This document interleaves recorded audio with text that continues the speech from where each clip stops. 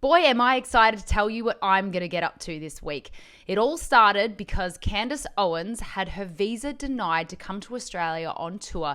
This is really, really serious, and it actually has little to do with Candace Owens itself and everything to do with freedom of speech. If you care even just a little bit about freedom of speech in this beautiful country of Australia, then you need to join us to make some noise about this, because it's Candace Owens today, it's going to be somebody else tomorrow, and we cannot let this go without at least making a spectacle about it. So what we are doing is LifeSite News, which is quite a big platform in Canada and America, have put together a petition, and they need someone to deliver it to Tony Burke's office, who is the Minister for Immigration, who is responsible for denying access to Candace Owens to Australia.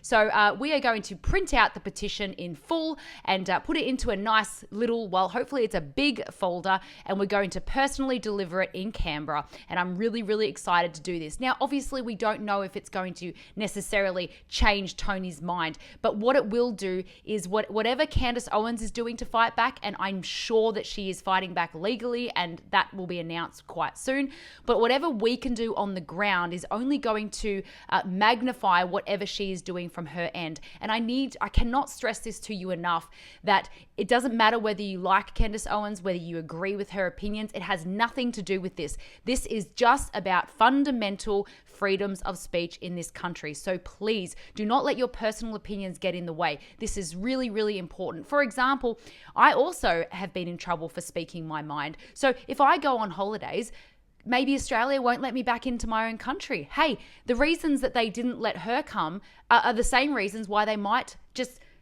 make me not let me come back to my own country. The Minister for Immigration, Tony Burke, his reasons for denying her visa is, and I quote, "The commentator could incite discord in almost every direction." Well, let me just remind you, Tony Burke, that you are not the gatekeepers of our information intake. You cannot assume how people are going to act after intaking certain information.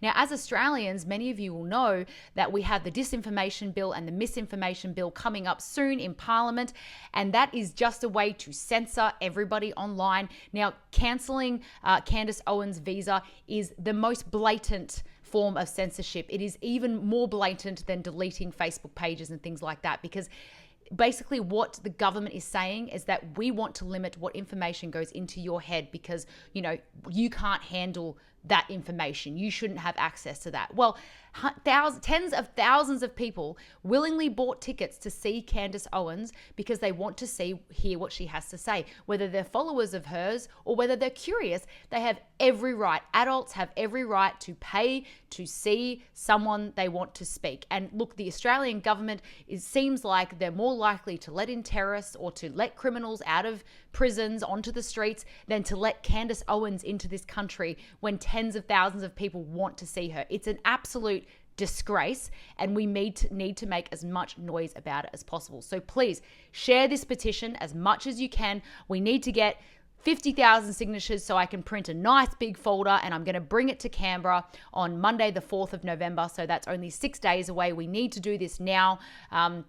To create as much noise as possible and put as much pressure on Tony Burke, because we can't let the government think that they can do this and get away with it. We have to make noise. If we don't, the government will be more emboldened to do this again and again and again, and it will affect you one day. So make some noise, sign the petition.